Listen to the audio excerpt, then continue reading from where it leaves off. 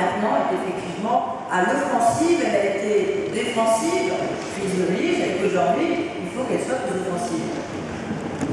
Bien d'abord, bonjour à chacun et chacun d'entre vous, et merci au président Cataz et à son équipe de son invitation. Je suis très content de trouver aux côtés de Chevrillon et d'Emma, qui est le président de combat des entrepreneurs européens. Nous sommes dans le combat. D'ailleurs, précisément pour cette raison que j'ai souhaité quitter il y a 4 ans la politique nationale pour revenir dans l'engagement européen.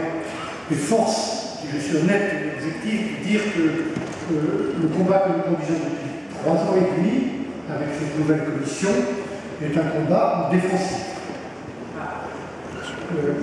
Le dos au mur. Nous avons fait face, n'ayons pas la mémoire courte, en tout cas moi je n'aurais pas la mémoire courte, à 2 crises que nous n'avions jamais connues ni même imaginées. Une crise qui est venue des États-Unis, dans le secteur financier, en raison de 20 années de dérégulation ou d'autorégulation, le secteur financier qui, de mon point de vue, se caractérise par une caricature du capitalisme depuis 25 ans, qui s'était mis, on va parler de finance casino, à son propre service plutôt que d'être au service de l'économie réelle. Et cette crise s'est propagée en Europe. Nous avons également beaucoup de faiblesses dans notre secteur financier.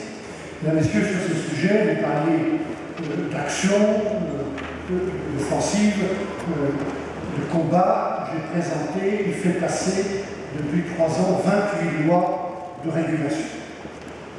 Aucun acteur financier, aucun produit financier, aucun secteur n'échappera à une régulation et à une supervision intelligente et efficace. Et puisque je parle d'acteur financier, je peux me l'ajouter, aucun banquier, quand il méritera de manipulation ou d'abus de marché, n'échappera à la prison.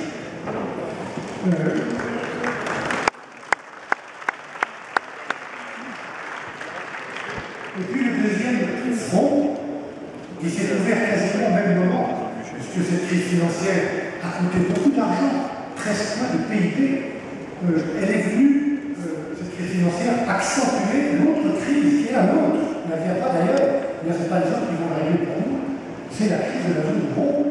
Et je veux dire la double faiblesse de la zone euro, que Jacques Delors a bien diagnostiqué au tout début, une faiblesse congénitale qui était l'absence de gouvernance dans la zone euro, 17 pays, aujourd'hui 18, qui ont la même monnaie et 17 politiques budgétaires, fiscales, sociales, financières, juxtaposées quand elles ne sont pas concurrentes. Et puis, dans cette zone euro, il y a des pays, et pas tous, et pas seulement la Grèce, c'est ce que je veux dire, où on a mal géré les finances publiques, où la règle a été d'augmenter la dépense, d'augmenter les frais de fonctionnement, de payer ces dépenses supplémentaires par plus de taxes et plus d'emprunts. C'est fini, nous n'avons plus de marge.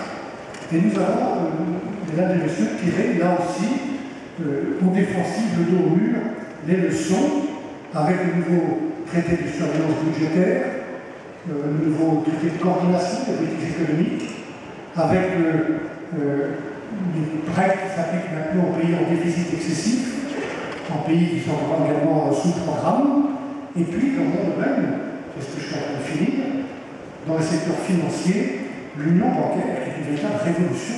Les 6 000 banques de la zone euro seront dès 2014 supervisées par la Banque centrale européenne, et la deuxième proposition, qui est en cours de discussion, c'est celle de résoudre les banques quand il le faudra. Malheureusement, il y aura quelques cas, ce qu'on appelle des faillites ordonnées, pour que les banques payent pour les banques et pas les contribuables, comme on l'a fait, comme on l'a vu depuis quelques années. Voilà pourquoi nous avons été, après un diagnostic, dans l'action et le combat, tirer une de la crise financière, corriger les 2 grandes faiblesses de la zone euro. Et les choses sont en route de telle sorte que je peux dire objectivement que le train qui a failli dérailler, on n'a pas été très loin il y a 2 ans, 1 an et demi, a été remis sur les rails, que nous avons redressé les rails pour qu'elles soient bien parallèles, et que ce train redémarre avec aussi, je ne l'oublie pas, le rôle de Mario Draghi et de la Banque centrale européenne. Mesdames et messieurs, ça ne suffit pas. Nous avons stabilisé une zone euro qui était au bord de l'explosion. Quand on est stabilisé, on peut tomber d'un côté ou de l'autre. On peut se dire, on a fait l'essentiel, on ne peut rien faire. Moi, je sais que ce qui va se passer dans ce cas-là, parce que les autres ne nous attendent plus, le reste du monde ne nous attendent pas, où l'on peut prendre en main son propre destin et engager une politique offensive et européenne de compétitivité. Et c'est ce à quoi je travaille avec mes collègues. Je vais simplement télégraphiquement vous donner, pour peut-être y revenir, les 7 ou 8 éléments qui pour moi constituent le nouvel objectif majeur de la future Commission européenne du prochain Parlement européen en ce qui concernerait cette stratégie européenne de compétitivité dans ce que le président Qatar a appelé la fenêtre d'opportunité où nous sommes aujourd'hui. D'abord, dans l'ensemble des pays européens, retrouver l'efficacité de la dépense publique.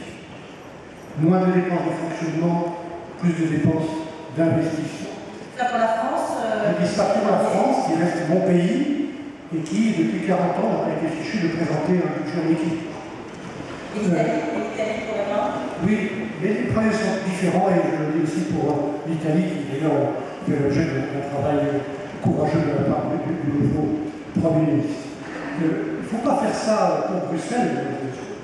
Nous faisons pour nous-mêmes, et personne ne viendra le faire à notre place. Je dirais, peut-être si on parle des retraites ou d'autres sujets, que c'est le moment pour le gouvernement français d'être courageux, d'avoir un courage politique, y compris en prenant des mesures qui ne plaisent pas à tout le monde, et c'est aussi le moment pour l'opposition d'être courageuse, pour soutenir le gouvernement quand il prendra des mesures courageuses.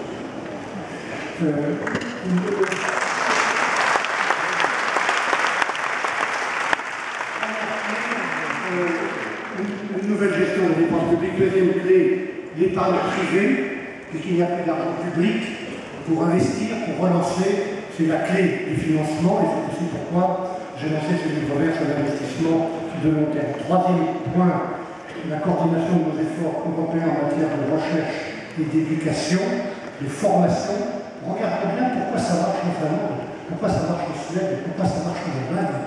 Je ne dis pas qu'il faut copier, mais au moins on regarde pourquoi les systèmes d'apprentissage, de formation, d'éducation marchent chez les autres mieux que chez nous. Quatrième point, l'investissement dans la recherche et l'innovation. Moi je crois que c'est la bonne protection, n'est pas dans le protectionnisme, mais dans l'investissement commun. On a identifié au niveau de la Commission européenne, avec M. Tajani, les 7 ou 8 technologies clés dans lesquelles les Français et les Européens sont en train de perdre tout simplement leur autonomie, leur capacité de souveraineté.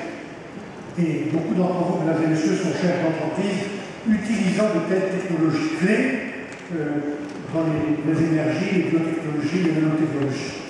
Si nous n'investissons pas ensemble, nous serons dans ces domaines-là totalement, dans 5 à 10 ans, dépendants, sous-traitants, consommateurs des technologies fabriquées par les Chinois, les Japonais et les Européens. Moi, je ne suis pas engagé en politique pour que l'Europe et mon pays soient sous-traitants et sous influence.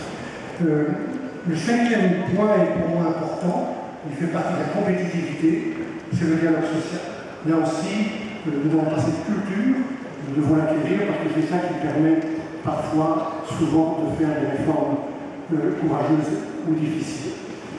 Sixièmement, des choix collectifs et coordonnés en matière d'investissement, qu'on ait à nouveau l'audace qu'on a eu avec la CECA, avec ITER, avec Galileo. Et puis, si vous me permettez de conclure là-dessus, puisque nous ne sommes pas tout seuls, que l'Europe cesse d'être l'idiot ou le naïf du village mondial.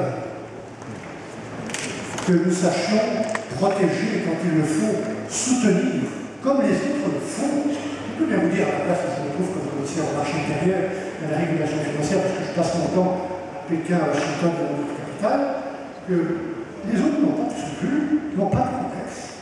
Nous avons ouvert toutes nos portes, toutes nos fenêtres, pendant que les autres fermaient les leurs. Nous ne savons pas pratiquer la réciprocité. Vous allez faire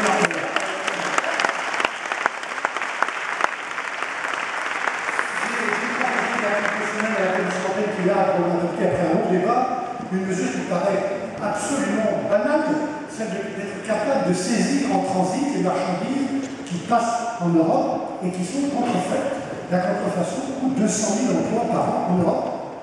Nous n'avons pas la capacité juridique aujourd'hui de saisir des marchandises fabriquées en Chine et qui, soi-disant, vont au Brésil en passant par l'Europe. Lorsqu'elles sont chez nous, en Europe, nous devons cesser d'être naïfs. Et je pourrais citer d'autres exemples. C'est la qualité qui a, je crois, maintenant, doit cesser. Voilà ce que je veux dire, est-ce que je fais, est-ce que je pense.